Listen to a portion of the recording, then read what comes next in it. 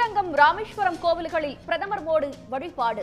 அக்னி தீர்த்த கடலில் புனித நீராடி ருத்ராட்ச மாலை அணிந்து சாமி தரிசனம்.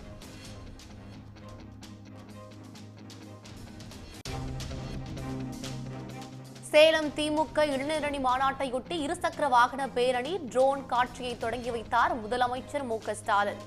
1500 ட்ரோன்கள் மூலம் பெரியார், அண்ணா, கலைஞர் உருவங்களை வானில் உருவாக்கி வர்ணஜாலம்.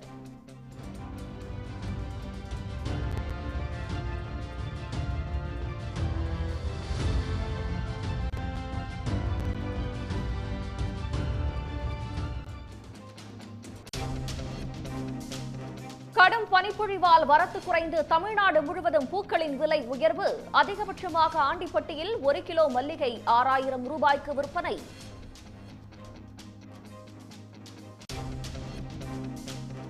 ஜார்க்கண்ட் முதலமைச்சர் ஹேமந்த் சோரனிடம் அமலாக்கத்துறை அதிகாரிகள் விசாரணை. ஹேமந்த் சோரனின் வீடு முன்பு துணை ராணுவப்படை குவிக்கப்பட்டதால் பதற்றம்.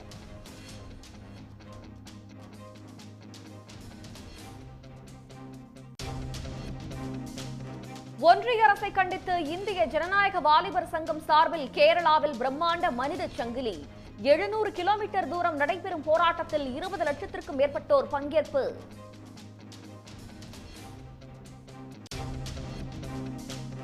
விறுவிறுப்பாக நடைபெற்று வரும் கேலோ இந்தியா போட்டிகள். முதல் நாளிலேயே 2 தங்கத்தை வென்று தமிழ்நாடு வீரர்கள் அசத்தல்.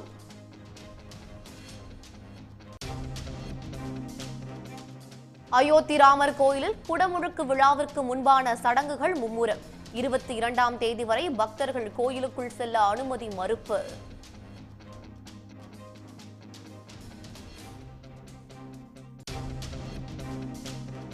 அயோத்தியில் கோயில் கருவறையில் வைக்கப்பட்ட ராமர் சிலையின் புகைப்படங்கள் வெளியானதால் சர்ச்சை. குடமுழுக்கு விழாவிற்கு முன்பே புகைப்படம் வெளியானது பற்றி விசாரணை மேற்கொள்ள தலைமை பூசாரி வலியுறுத்தல்.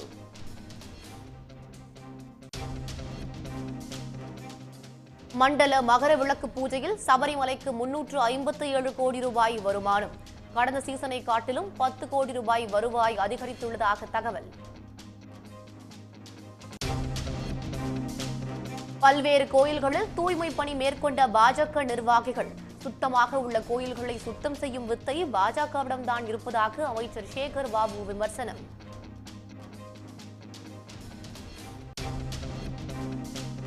ஆண்டிப்பட்டி சந்தையில் வாழை இலையின் விலை 2 மடங்காக உயர்வு.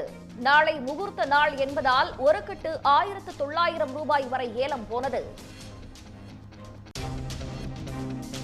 ஆந்திர முன்னாள் முதலமைச்சர் சந்திரபாபு சென்ற ஹெலிகாப்டர் வழி தவறி சென்றதால் பதற்றம். கட்டுப்பாட்டு அதிகாரிகளின் எச்சரிக்கையால் அசம்பாவிதம் தவிர்ப்பு.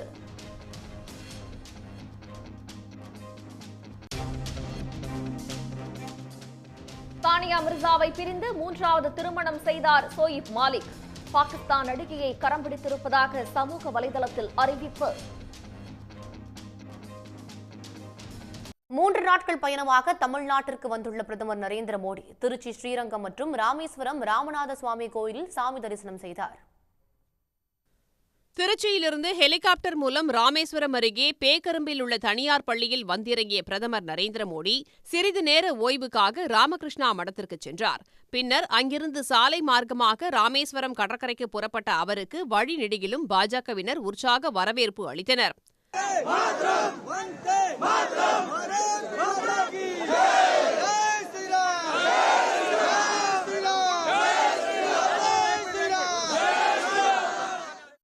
ருத்ராட்ச மாலையுடன் ராமேஸ்வரம் கடற்கரையை அடைந்த பிரதமர் மந்திரங்களை உச்சரித்தபடி அக்னி தீர்த்த கடலில் புனித நீராடினார்.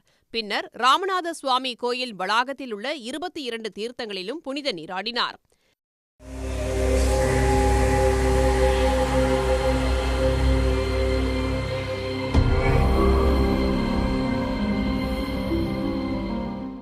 இதையடுத்து ஈர உடையுடன் கோயில் பிரகாரத்தை வலம் வந்த பிரதமருக்கு கோயில் சார்பில் வழங்கப்பட்ட பூர்ண கும்ப மரியாதை அளிக்கப்பட்டது.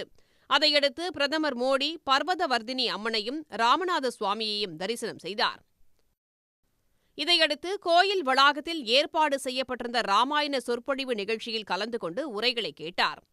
द्रष्टुं शशिनिभं मुखं भरतस्य वचः श्रुत्वा शत्रुघ्नः परवीरः विष्टिरनेकसाहस्रीश्चोदयामास. முன்னதாக திருச்சி ஸ்ரீரங்கம் ரெங்கநாதர் கோயிலுக்கு சென்ற மோடி தமிழர்களின் பாரம்பரிய வேட்டி சட்டை அணிந்து சாமி தரிசனம் செய்தார். அப்போது கோயிலில் உள்ள யானைக்கு பழங்கள் கொடுத்து ஆசி பெற்றார். பின்னர் மூலவர், கருடாழ்வார், சக்கரத்தாழ்வார் மற்றும் பட்டாபிராமர் சன்னதிகளில் தரிசனம் செய்த அவர் கம்ப ராமாயண பாடல்களை மனமுருக கேட்டு ரசித்தார். பிரதமர் மோடியின் வருகையை முன்னிட்டு ராமேஸ்வரத்தில் பலத்த பாதுகாப்பு ஏற்பாடுகள் செய்யப்பட்டிருந்தன. கடைகள், தங்கும் விடுதிகள் அடைக்கப்பட்டன. மீனவர்கள் கடலுக்கு செல்ல தடை விதிக்கப்பட்டது. அக்னி தீர்த்த கடல் மற்றும் 22 புனித கிணறுகளிலும் பக்தர்கள் புனித நீராட அனுமதிக்கப்படவில்லை. ஜார்க்கண்ட் முதலமைச்சர் ஹேமந்த் சோரனுக்கு 8 முறை சம்மன் அனுப்பியும் அவர் ஆஜராகாத நிலையில் அவரது இல்லத்திற்கு சென்று அமலாக்கத்துறையினர் வாக்குமூலம் பதிவு செய்ததால் பரபரப்பு ஏற்பட்டது. ஜார்க்கண்ட் மாநில முதல்வரும் ஜார்க்கண்ட் முக்தி மோர்ச்சா கட்சியின் செயல் தலைவருமான ஹேமந்த் சோரன் நில மோசடி மற்றும் சட்டவிரோத பண பரிமாற்றத்தில் ஈடுபட்டதாக அமலாக்கத்துறை வழக்கு பதிவு செய்துள்ளது. இந்த வழக்கில் சோரனின் நெருங்கிய நண்பர் திரு மிஸ்ரா உள்ளிட்ட 3 பேர் கைது செய்யப்பட்டுள்ளனர். இதற்கு கடும் எதிர்ப்பு தெரிவித்துள்ள JMM கட்சியும் ஜார்க்கண்ட் மாநில பழங்குடியின அமைப்புகளும் மத்திய விசாரணை அமைப்புகள் மூலம் ஜார்க்கண்ட் அரசுக்கு பாஜக மறைமுகமாக நெருக்கடி கொடுப்பதாக குற்றம் சாட்டி வருகின்றன. இந்த சூழ்நிலையில் இவ்வழக்கு தொடர்பான கேள்விகளுக்கு பதிலளிக்க நேரில் ஆஜராகுமாறு ஹேமந்த் சோரனுக்கு அமலாக்கத்துறை 7 முறை சம்மன்கள் அனுப்பியும் அவர் ஆஜராகவில்லை. இந்நிலையில் 8வது முறையாக அமலாக்கத்துறை சார்பில் கடந்த வாரம் அனுப்பப்பட்ட சம்மனுக்கு பதிலளித்த அவர் 20ஆம் தேதி தமது வீட்டில் வைத்து வாக்குமூலத்தை பதிவு செய்து கொள்ளலாம் என்று கூறியிருந்தார். இதையடுத்து ராஞ்சியில் உள்ள அவரது இல்லத்துக்கு சென்று மத்திய பாதுகாப்பு படையினருடன் சென்ற அமலாக்கத்துறை அதிகாரிகள் ஹேமந்த் சோரனிடம் விசாரணை நடத்தினர். அப்போது அவரது வாக்குமூலத்தை அவர்கள் பதிவு செய்தனர். அமலாக்கத்துறை அதிகாரிகள் நடவடிக்கைகளுக்கு எதிர்ப்பு தெரிவித்து JMM மற்றும் கூட்டணி கட்சிகளின் MLAக்கள் மற்றும் தொண்டர்கள், பழங்குடியின மக்களின் அமைப்புகள் முதலமைச்சர் வீடு முன் திரண்டதால் பதற்றம் நிலவியது. காங்கிரஸ், ராஷ்டிரிய ஜனதா தளம் MLAக்களும் அங்கே கூடியதால் பரபரப்பு நிலவியது. இதையடுத்து திரு சோரனின் வீட்டை சுற்றி 3 அடுக்கு பாதுகாப்பு போடப்பட்டது. விசாரணை முடியும் வரை முதல்வர் இல்லம் அருகே போக்குவரத்துக்கு கட்டுப்பாடுகள் விதிக்கப்பட்டுள்ளன. போராட்டம் நடந்தால் கட்டுப்படுத்த வசதியாக தண்ணீர் பீச்சி அடிக்கும் வாகனங்களும் தீயணைப்பு வாகனங்களும் அங்கே நிறுத்தப்பட்டுள்ளன. மதுபான கொள்கை வழக்கில் டெல்லி முதலமைச்சர் கெஜ்ரிவாலும் அமலாக்கத்துறை 4 முறை சம்மன் அனுப்பியும் புறக்கணித்து வருவது குறிப்பிடத்தக்கது. சேலத்தில் நாளை நடைபெறும் திமுக இளைஞரணியின் 2வது மாநில மாநாட்டு திடலில் சுடரை முதலமைச்சர் ஸ்டாலின் ஏற்றி வைத்தார். நீட் விலக்கு, மாநில சுயாட்சி, மத்தியில் கூட்டாட்சி, திராவிட மாடல் உள்ளிட்ட 22 தலைப்புகளை மையமாக வைத்து நடைபெறும் மாநாட்டிற்கு பிரம்மாண்ட ஏற்பாடுகள் செய்யப்பட்டுள்ளன. திமுக இளைஞரணி செயலாளராக அமைச்சர் உதயநிதி ஸ்டாலின் பொறுப்பேற்ற பின் அக்கட்சியின் 2வது மாநில மாநாடு சேலம் மாவட்டம் பெத்தநாயக்கன் பாளையத்தில் நடைபெறுகிறது. 100 ஏக்கர் பரப்பளவில் தேர்வு செய்யப்பட்ட இடத்தில் 9 லட்சம் சதுர அடியில் பிரம்மாண்டமான மாநாட்டு பந்தல் மற்றும் மேடை அமைக்கப்பட்டுள்ளது. 1.5 லட்சம் பேர் அமரும் வகையில் இருக்கைகள், வாகன நிறுத்துமிடம், குடிநீர், கழிப்பிடம் உள்ளிட்ட அடிப்படை வசதிகளுடன் மாநாட்டு திடல் தயார் செய்யப்பட்டுள்ளது. மாநாட்டு பந்தலுக்கு மாலை வந்த முதலமைச்சர் ஸ்டாலினை மாநாட்டு ஒருங்கிணைப்பாளர் அமைச்சர் KN நேரு, அமைச்சர் உதயநிதி ஸ்டாலின் ஆகியோர் வரவேற்றனர். பின்னர் இளைஞரணி நிர்வாகி ஜோயல் தலைமையில் எடுத்து வரப்பட்ட சுடரை மாநாட்டு திடலில் ஏற்றி வைத்த முதலமைச்சர் ஸ்டாலின் இளைஞரணியினர் பங்கேற்ற நீட் விலக்கு விழிப்புணர்வு வாகன பேரணியை பார்வையிட்டார். 13 நாட்கள் 8647 கிலோமீட்டர் தூரம் பயணத்தில் 504 பிரச்சார மையங்கள் அமைக்கப்பட்டிருந்தன. பயணத்தின் போது இந்த DMK ரைடர்ஸ் லட்சக்கணக்கான இளைஞர்களை நேரில் சந்தித்து மாநாட்டிற்கு அழைப்பு விடுத்துள்ளனர். 3 லட்சம் இளைஞர்களை நேரில் சந்தித்து அழைப்பு விடுக்க இலக்கு நிர்ணயிக்கப்பட்டிருந்தது. ஆனால் 13 நாட்களில் 4 லட்சம் இளைஞர்களை சந்தித்து மாநில உரிமை மீட்பிற்கான இளைஞரணி மாநாட்டிற்கு வருகை தர அழைப்பு விடுத்துள்ளனர் இந்த இருசக்கர வாகன பேரணியினர். இதைத் தொடர்ந்து நாளை காலை 9 மணிக்கு திமுக கொடியேற்றத்துடன் இளைஞரணி மாநாட்டில் மாநாட்டு தலைவராக உதயநிதி ஸ்டாலின் முன்மொழியப்படுகிறார். பின்னர் முதலமைச்சர் ஸ்டாலின் மாநாட்டை தொடங்கி வைக்க தீர்மானங்கள் வாசிப்பு, மொழிப்போர் தியாகிகளின் படத்திறப்பு நிகழ்ச்சிகள் நடைபெறுகின்றன. திராவிட மாடல், எல்லோருக்கும் எல்லாம், நிதித்துறையில் மாநில உரிமைகள் பறிப்பு, மாநிலத்தில் சுயாட்சி, மத்தியில் கூட்டாட்சி, மொழிப்போர், இந்தி திணிப்பு எதிர்ப்பு உள்பட 22 தலைப்புகளில் சிறப்பு அழைப்பாளர்கள் உரையாற்றுகின்றனர். இளைஞர் அணியினர் உள்பட மாநாட்டில் பங்கேற்கும் 5 லட்சத்திற்கும் மேற்பட்டோருக்கு சிறப்பான மதிய உணவு வகைகள் ஏற்பாடு செய்யப்பட்டுள்ளன. இதில் 2 லட்சத்திற்கும் அதிகமானோர் சாப்பிடும் வகையில் மட்டன் பிரியாணி, சில்லி சிக்கன், கத்திரிக்காய் கிரேவி, பிரெட் அல்வா தயார் செய்யப்படுகிறது. சைவம் சாப்பிடுவோருக்கு குஸ்கா, பிரெட் அல்வா, கத்திரிக்காய் கிரேவி, தயிர் சாதம், காலிஃப்ளவர் சில்லி போன்றவை வழங்கப்பட உள்ளன. மதிய உணவு இடைவேளையில் கலை நிகழ்ச்சிகளுக்கும் ஏற்பாடு செய்யப்பட்டுள்ளது. மாநாடு குறிப்பாக மாநிலத்தினுடைய உரிமையை மீட்கக்கூடிய வகையிலே இந்த மாநாடு இடம்பெற்றிருக்கிறது. இளைஞர்களுக்கு, எதிர்கால இளைஞர்களுக்கு ஒரு வழிகாட்டக்கூடிய இடமாக இருக்கிறது. இன்னும் குறிப்பிட்டு சொல்லப்போனால் அனிதாவினுடைய நினைவாக இங்கு நுழைவாயில் அமைக்கப்பட்டுள்ளது. இன்னும் சிறப்பாக திராவிட இயக்க தலைவர்களெல்லாம் இங்கு இடம்பெற்றிருக்கிறார்கள்.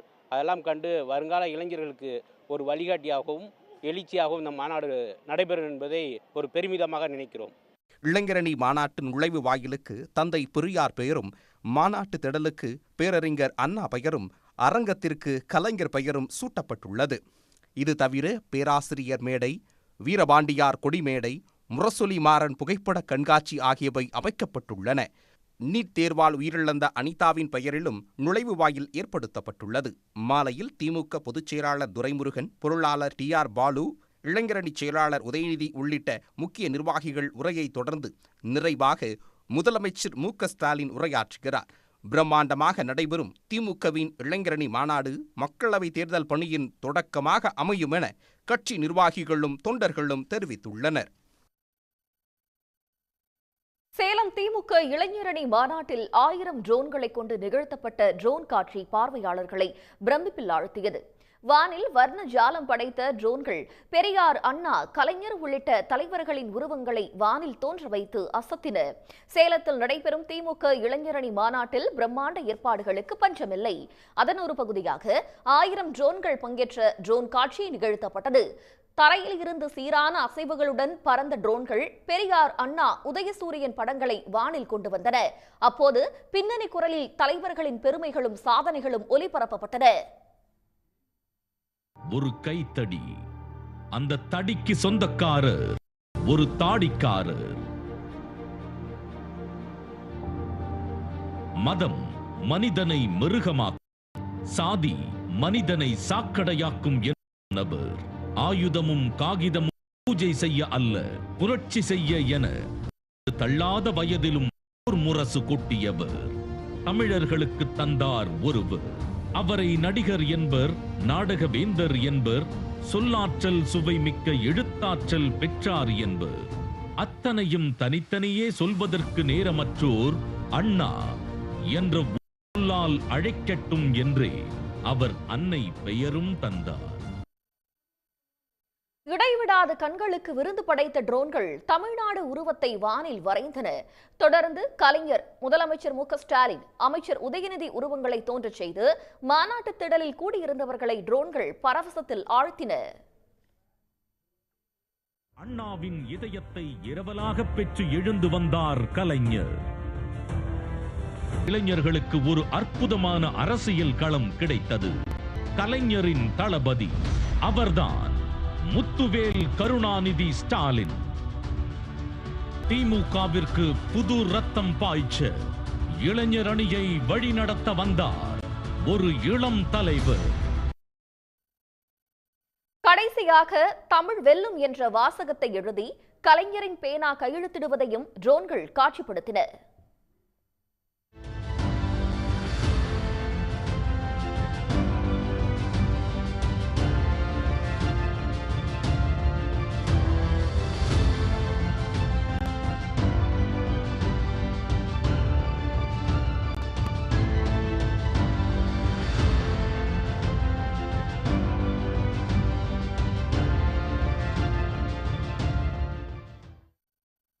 அனிமேஷன் சாஃப்ட்வேர் உதவியுடன் தானியங்கி தொழில்நுட்பத்தில் இந்த பிரம்மாண்ட ட்ரோன் ஷோ நிகழ்த்தப்பட்டதாக அதனை வடிவமைத்தவர்கள் தெரிவித்தனர்.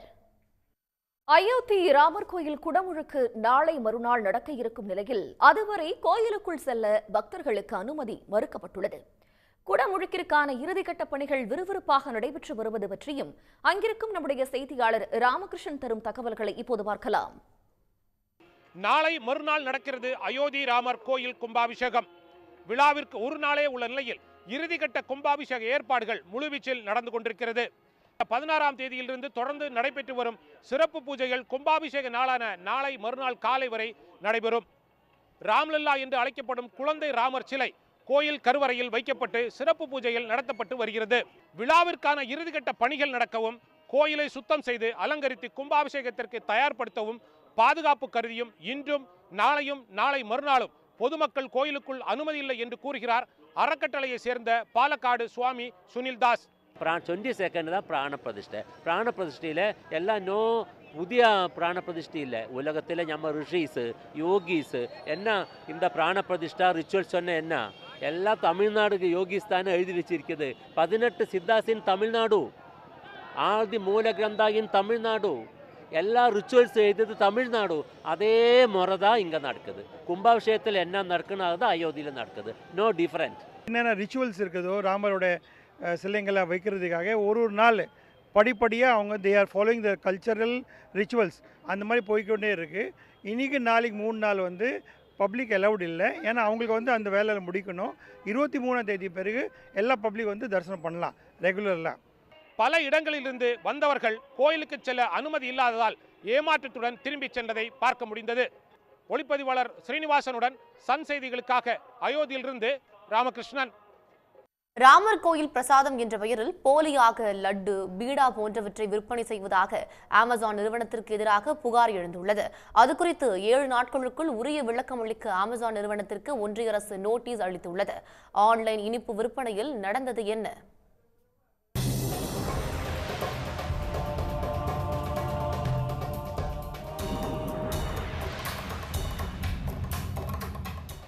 ராமர் கோவில் பிரசாதம் என்ற பெயரில் போலியாக நெய் லட்டு, பீடா விற்பனையில் ஈடுபட்ட அமேசான் நிறுவனத்திற்கு ஒன்றிய அரசு நோட்டீஸ் அனுப்பியுள்ளது. உத்தரப்பிரதேச மாநிலம் அயோத்தியில் மிக பிரம்மாண்டமாக ராமர் கோயில் கட்டப்பட்டுள்ளது. அதன் கும்பாபிஷேகம் 22ஆம் தேதி நடைபெறுகிறது. அதில் பங்கேற்க நாடு முழுவதிலுமிருந்து முக்கிய பிரமுகர்களுக்கு அழைப்பும் விடுக்கப்பட்டுள்ளது. ராமர் கோயிலை நேரில் காணும் ஆர்வத்தில் பக்தர்கள் அயோத்திக்கு படையெடுத்து வருவதைப் போன்றே அந்த கோயில் பெயரில் பல்வேறு விதமான பொருட்களின் விற்பனையும் களை கட்டியிருக்கிறது. இதற்கு ஆன்லைன் வர்த்தக நிறுவனமான அமேசானும் விதிவிலக்கல்ல. அதன் சார்பில் ஸ்ரீராம் மந்திர் அயோத்தியா பிரசாதம் என்ற பெயரில் பல்வேறு வகையான இனிப்புகளை அமேசான் நிறுவனம் விற்பனை செய்வதாக ஒன்றிய அரசுக்கு புகார்கள் சென்றன. அதன் மீது நடவடிக்கை எடுக்கப்பட்டுள்ளது. தவறான கூற்றுடன் இனிப்புகளை விற்பனை செய்ததற்காக இ-காமர்ஸ் நிறுவனமான அமேசானுக்கு மத்திய நுகர்வோர் பாதுகாப்பு ஆணையம் நோட்டீஸ் அனுப்பியுள்ளது. அமேசான் நிறுவனம் பிரசாதம் என்ற போர்வையில் இனிப்புகளை விற்பனை செய்வதில் ஏமாற்றும் வர்த்தகத்தில் ஈடுபட்டு வருவதாக அகில இந்திய வர்த்தகர்கள் கூட்டமைப்பு புகார்களளித்தது. அதன் பேரில் மத்திய அரசின் கீழ் உள்ள ஒழுங்குமுறை ஆணையம் நடவடிக்கை மேற்கொண்டு அமேசான் நிறுவனத்திற்கு நோட்டீஸ் அனுப்பியுள்ளது. 7 நாட்களுக்குள் பதிலளிக்க வேண்டும் என்றும் அதற்கு தவறினால் நுகர்வோர் பாதுகாப்பு சட்டம் 2019 விதிகளின் கீழ் நிறுவனத்திற்கு எதிராக தேவையான நடவடிக்கை எடுக்கப்படும் என்றும் எச்சரித்துள்ளது. ஸ்ரீராம் மந்திர் அயோத்தி பிரசாத் என்ற பெயரில் அமேசான் இனிப்பு விற்பனை பட்டியலில் நெய் லட்டு, கோயா கோபி லட்டு, ராம் மந்திர் அயோத்தி பிரசாத் தேசி மாட்டுப்பால் பீடா போன்றவை இடம்பெற்றிருந்தது. நுகர்வோர் பாதுகாப்பு விதிகள் 2020 படி எந்த ஒரு மின் வணிக நிறுவனமும் எந்த ஒரு நியாயமற்ற வர்த்தக நடைமுறையை கடைபிடிக்க கூடாது என தெரிவிக்கப்பட்டிருப்பது நோட்டீஸில் சுட்டிக்காட்டப்பட்டுள்ளது. ஒன்றிய அரசு நிறுவனம் அளித்துள்ள நோட்டீஸின் அடிப்படையில் தகுந்த நடவடிக்கை எடுக்கப்பட்டு வருவதாக அமேசான் நிறுவனம் கூறியுள்ளது.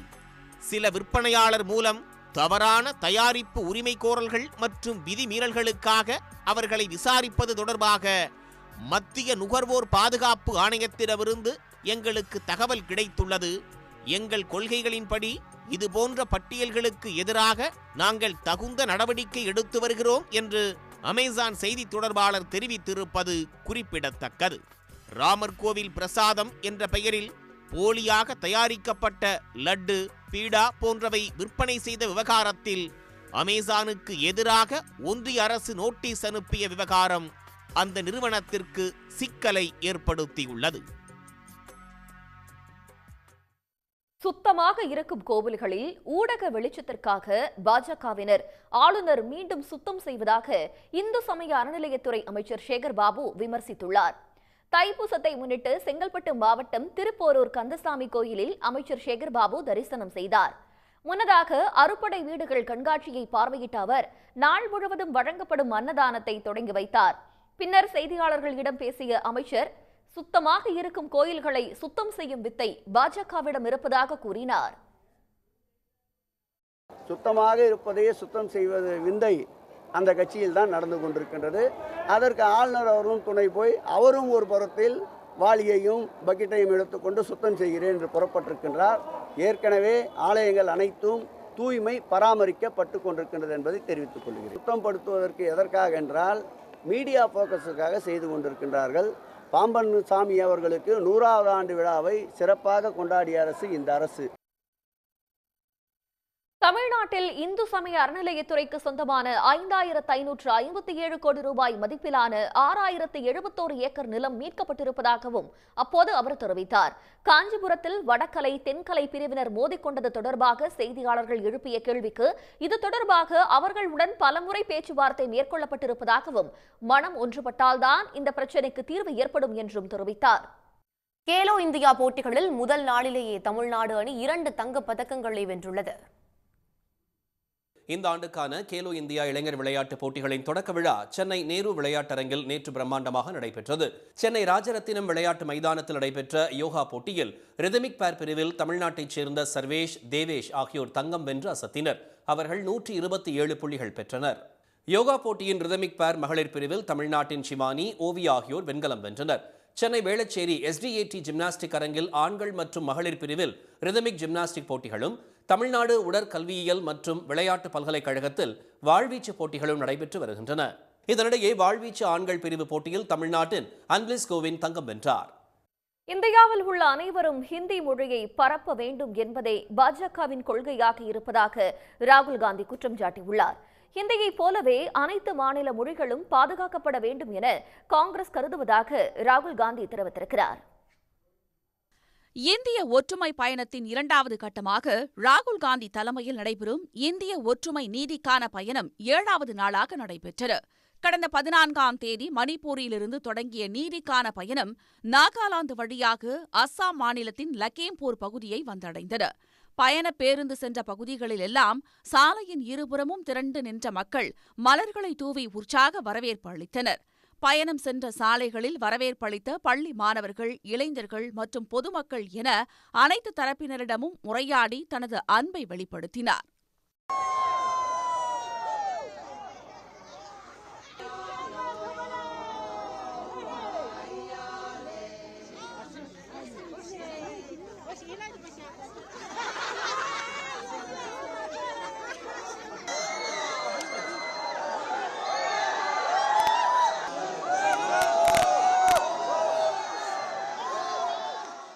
அருணாச்சல பிரதேச தலைநகர் இடாநகர் பகுதிக்கு சென்ற ராகுல் காந்தி அங்கு நடைபெற்ற பொதுக்கூட்டத்தில் பங்கேற்று பேசினார். அப்போது மணிப்பூரில் பல மாதங்களாக மக்கள் கொல்லப்பட்டுக் கொண்டிருக்கும் நிலையில் இப்போது வரை அம்மாநிலத்திற்கு பிரதமர் மோடி செல்ல மறுப்பதாக குற்றம் சாட்டினார்.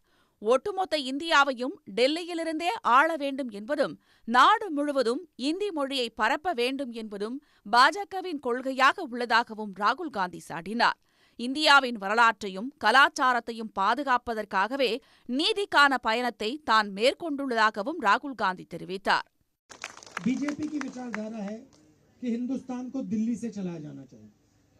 हिंदी भाषा पूरी देश में फैलनी चाहिए.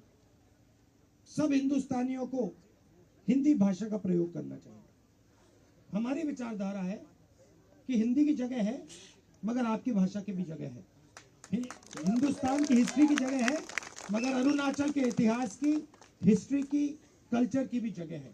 और आपको स्टेट, आपका जो स्टेट है यहीं से चलना चाहिए, ना कि दिल्ली से. மணிப்பூர், நாகாலாந்து, அஸ்ஸாம் மாநிலங்களைப் போலவே அருணாச்சல பிரதேசத்திலும் ராகுல் காந்தியின் நீதிக்கான பயணத்தில் ஏராளமானோர் பங்கேற்று உற்சாக வரவேற்பு அளித்தனர். அஸ்ஸாம் மாநிலத்தில் ராகுல் காந்தியின் இந்திய ஒற்றுமை நீதிக்கான பயணத்திற்கான பதாகைகள் வாகனங்கள் தாக்கப்பட்டது பரபரப்பு ஏற்படுத்தியிருக்கிறது. இதற்கு காங்கிரஸ் கட்சி கடும் கண்டனம் தெரிவித்துள்ளது. இந்திய ஒற்றுமை பயணத்தின் இரண்டாவது கட்டமாக ராகுல் காந்தி தலைமையில் இந்திய ஒற்றுமை நீதிக்கான பயணம் நடைபெற்று வருகிறது. கடந்த 14ஆம் தேதி மணிப்பூரில் தொடங்கிய ராகுல் காந்தியின் நீதிக்கான பயணம் நாகாலாந்து வழியாக அஸ்ஸாம் மாநிலத்தை வந்தடைந்துள்ளது. நடைபெற்ற நீதிக்கான பயண பொதுக்கூட்டத்தில் பேசிய ராகுல் காந்தி, இந்தியாவிலேயே ஊழல் மிகுந்த அரசு அஸ்ஸாம் மாநில பாஜக அரசுதான் என விமர்சித்தார். இந்நிலையில் லக்கிம்பூர் பகுதியில் ராகுல் காந்தியை வரவேற்பதற்காக வைக்கப்பட்டிருந்த பதாகைகள், காங்கிரஸ் கட்சியினரின் வாகனங்கள் மீது கடும் தாக்குதல் நடைபெற்றுள்ளது அதிர்ச்சியை ஏற்படுத்தியுள்ளது.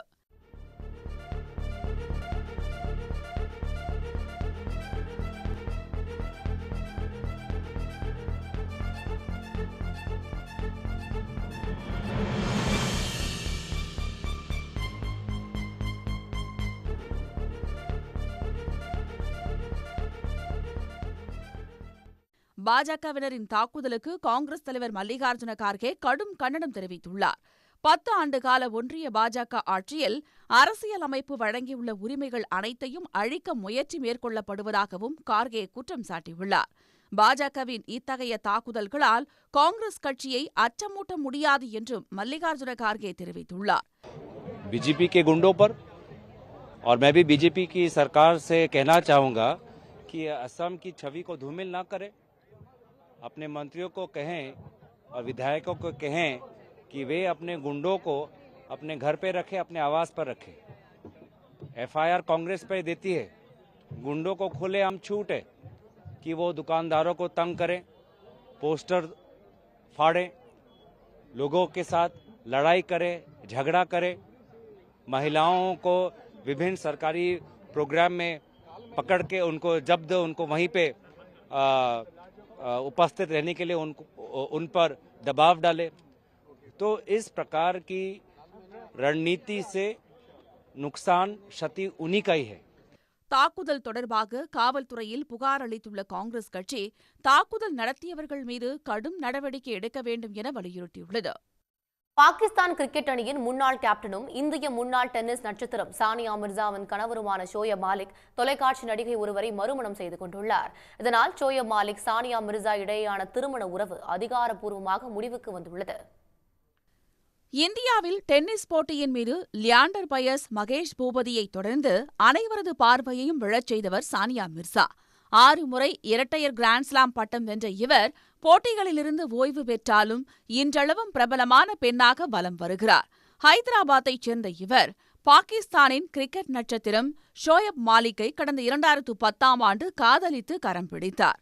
திருமணம் முடிந்ததும் இருவரும் துபாயில் குடியேறினர். திருமணத்திற்கு பிறகும் இந்தியாவுக்காக சானியா மிர்சாவும் பாகிஸ்தானுக்காக ஷோயப் மாலிக்கும் தொடர்ந்து விளையாடி வந்தனர். இந்த தம்பதிக்கு 6 வயதில் ஆண் குழந்தை உள்ளது. கிரிக்கெட்டிலிருந்து ஷோயப் மாலிக் ஓய்வு பெற்ற நிலையில் கடந்த ஆண்டு பிப்ரவரியில் சானியா மிர்சாவும் டென்னிஸுக்கு விடை கொடுத்தார். இருவருக்கும் இடையே கடந்த சில ஆண்டுகளாக கருத்து வேறுபாடு இருந்து வந்த நிலையில் இருவரும் விவாகரத்து செய்ய இருப்பதாக செய்திகள் கசிந்து வந்தன. இதற்கு கடந்த புதன்கிழமையன்று தனது இன்ஸ்டாகிராம் பக்கத்தில் சானியா மிர்சா இட்ட பதிவு ஒன்று இருவரின் பிரிவுக்கு கட்டியம் கூறியது. திருமணம் கடினமானது, விவாகரத்து கடினமானது, இதில் உங்களுக்கு கடினமானதை தேர்வு செய்யுங்கள் என்று சானியா மிர்சா குறிப்பிட்டிருந்தார்.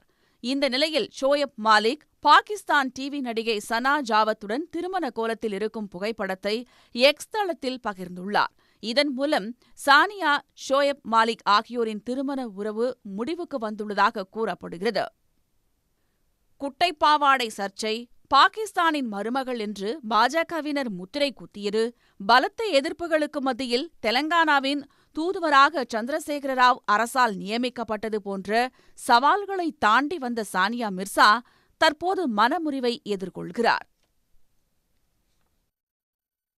கேரள மாநில வளர்ச்சிப் பணிகளுக்கு ஒன்றிய அரசு நிதி ஒதுக்க மறுப்பதாக குற்றம் சாட்டி காசர்கோடு முதல் திருவனந்தபுரம் வரை சுமார் 700 கிலோமீட்டர் தொலைவுக்கு இந்திய ஜனநாயக வாலிபர் சங்கத்தினர் பிரம்மாண்ட மனித சங்கிலி போராட்டத்தில் ஈடுபட்டனர். பாஜக ஆட்சியில் இல்லாத மாநிலங்களுக்கு நிதி ஒதுக்கீடு செய்யாமல் ஒன்றிய அரசு பாரபட்சம் காட்டுவதாக எதிர்க்கட்சிகள் தொடர்ந்து குற்றஞ்சாட்டி வருகின்றன. இந்த நிலையில் கேரள மாநில அரசின் மக்கள் நலப் பணிகளுக்கு உரிய நிதி ஒதுக்க ஒன்றிய பாஜக அரசு மறுப்பதாக குற்றஞ்சாட்டி இந்திய ஜனநாயக வாலிபர் சங்கம் சார்பில் மாபெரும் மனித சங்கிலி போராட்டம் நடைபெற்றது. காசர்கோடு ரயில் நிலையம் முதல் திருவனந்தபுரத்தில் உள்ள ஆளுநர் மாளிகை வரை 14 மாவட்டங்கள் வழியாக சுமார் 700 கிலோமீட்டர் தொலைவிற்கு நடைபெற்ற மனித சங்கிலியில் 10 லட்சத்திற்கும் மேற்பட்டோர் கலந்து கொண்டு ஒன்றிய அரசுக்கு தங்கள் எதிர்ப்பை தெரிவித்தனர்.